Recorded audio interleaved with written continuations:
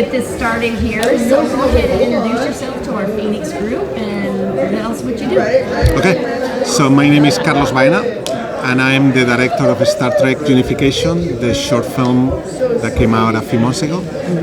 And it's part of this series of short films called 765 874 that we've been working on for the last 3 years. I'm Mary Gillespie. I'm with Student Review out of Phoenix, Arizona. And this is my daughter, Sarah. And so my first question is, directing a story about two sci-fi's most beloved characters, what was the pressure like? The biggest pressure you can think of. It's like from 1 to 10, it was like a 20. Oh, wow. Well, you want to make sure that you are as respectful to not just the legacy of the TV show, but the legacy of these characters and why they meant so much to so many people. So if I thought about the pressure, then I would stress out. So instead, what I did was, I'm gonna think about these characters, and I want people to love these characters in the same way that I would love two of the most important people in my life, which are my parents, which are not here with us anymore. So for me, I wanted to tell a human story first and a Star Trek story second. And that allowed me to take the pressure off and also be honest and truthful to whatever it is that I'm doing.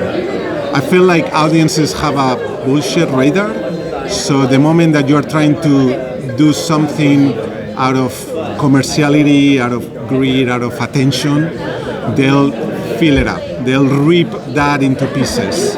But if they feel like there is passion, honesty, and optimism and generosity behind, then they'll embrace it. So for me, that part was very important, and then the pressure would come and go. I mean, there were a few times that I mentioned, it was very easy to have imposter syndrome because I didn't grow up on Star Trek. So I didn't know the world. So in order to not focus on that, I just focus on, I'm just going to do the best job that I can possibly can. And if people like it, hopefully they will, Yeah, exactly. So what inspired you to go from animation to directing? I think it was kind of like, before I became an animator, I was already trying to do shorts. I just didn't know anything about it. I didn't know about writing, I didn't know about the whole process of it, because I was kind of like doing it all, So back in college, whenever I was doing the short films, you kind of like did the entire short film yourself. So you didn't know about working with other people, you didn't know about departments, you just did it.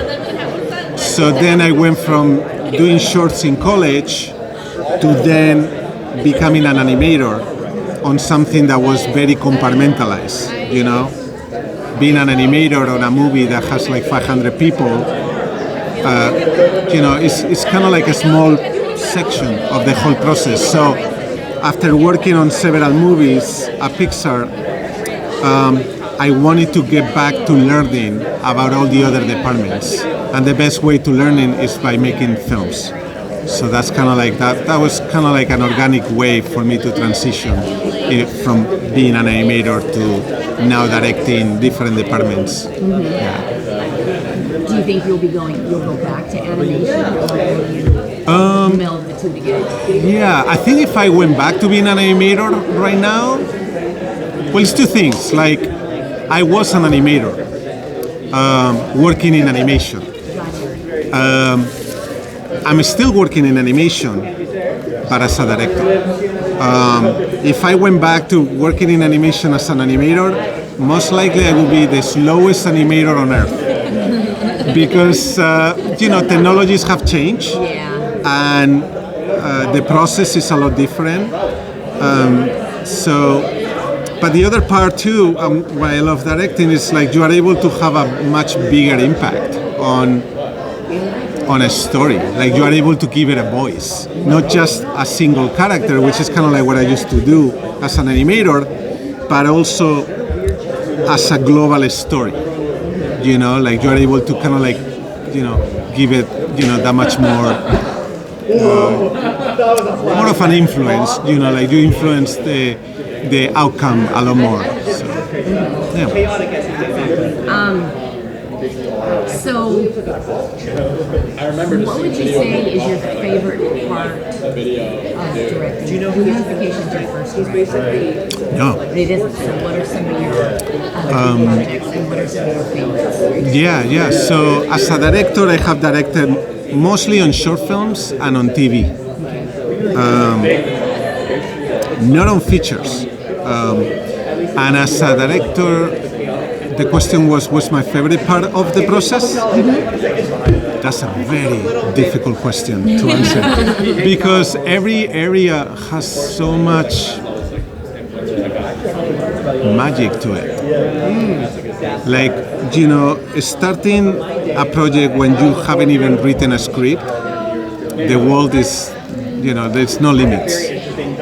And it's basically it's all up to your imagination, what you want to tell. And I love that part. I love to imagine for a living, you know, like to get paid and to imagine, as Steven Spielberg said, like that's a luxury, you know.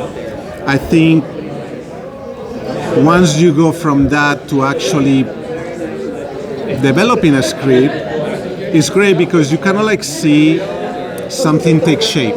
You know, we have a 4.5-year-old daughter, and to see our daughter start to make sense of life, start to take her first steps, starts to, you know, come to terms and, you know, be very, you know, this is my opinion. It's amazing, and it's not that different from when you are developing a script. Like you just see this movie that is slowly evolving, and it's telling you what it needs or what it doesn't, you know, and that's very special too, really special. And then you get the production train, and that's a train that sometimes goes very fast, that you forgot that you are already in the train, and other times it's very slow. So it's hard to say there's one part that you like more than the other. I think it's special to see the final thing with people. You know, they see the final result, but you see the entire journey, and that's beautiful too. You know. What are some favorite projects you've worked on? Some of them have been personal projects. I did when I left Pixar, it was to work on a short film that was inspired by personal reasons, and it was a short film called La Noria, and I worked on it for several years, and for many reasons it was very special. You know, the people I was working with, the story we were telling, we were doing something in animation that there wasn't as much at the time. It was basically doing horror with drama in animation. And usually animation is always so associated to comedy or humor.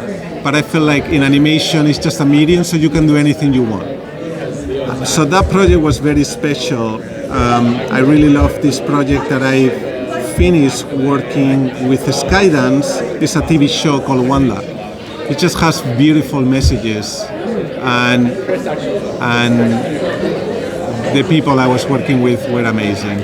So sometimes you can work on amazing films or projects and have a hell of a time, and other times you can work on total turds, but because of the people you are working with, you are loving life. And that's kind of like what my experience was, for example, at Lucasfilms. I work on Lucasfilms on movies that they were what they were. I won't say which ones, but the people I work with at ILM, I had some of the best times in my life. So you kind of forget how bad the movie you work on was, because I was having so much fun daily. You know, so yeah, sometimes it's the projects, other times it's the people you work with. I love your positivity. It's really encouraging to hear that. Yeah.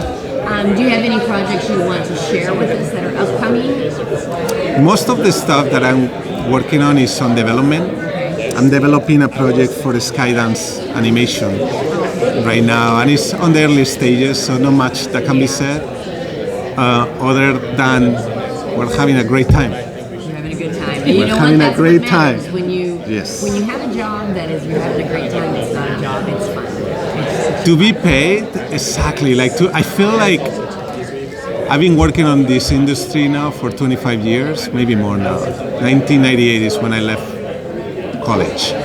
And to be paid for something that you love so much, that is a luxury. It's really a luxury to get paid for something that you love so much. So. Okay, well, thank you very much. We appreciate your time. Thank you so much. I appreciate it.